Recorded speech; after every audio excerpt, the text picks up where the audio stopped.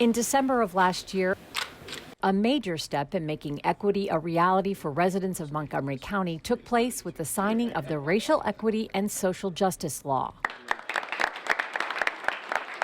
And today, with the recent COVID-19 pandemic and the murder of George Floyd, the need for this commitment has grown even larger.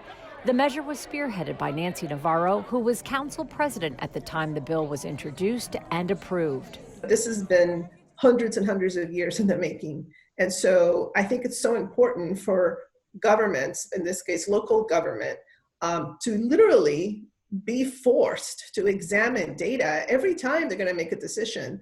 Called the Racial Equity and Social Justice Advisory Committee. This week, the Government and Operations Committee received an update on the implementation of this law from staff, including Tiffany Ward, Vision for a proactive response to community demands. the newly appointed Chief Equity Officer, who provided information on the appointment of the Racial Equity and Social Justice Advisory Committee and the office response during the COVID-19 recovery. She shared with us that in addition to all the components of the law that she has to put in place, she has received numerous invitations, of course, to talk to the community about what does racial equity mean and how can we make sure that Montgomery County is at the forefront of dismantling really years and years of historic institutionalized racism that is very much present in many of the processes, the institutions, the legislation, et cetera. So it's a pretty big task. The committee is also looking at best practices to serve the community in this work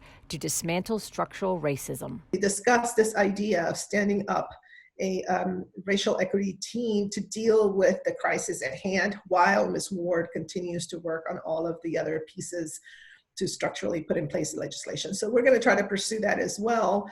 And we also spoke about, of course, the legislative branch, who also has to work on specifically equity impact notes for each piece of legislation, but also we need the capacity to make sure that we have somebody who is dedicated to managing that work, that it is work that cuts across every policy area. Beginning August 1st, the Council's Office of Legislative Oversight will be charged with submitting a racial equity and social justice impact statement for each bill that comes before the Council.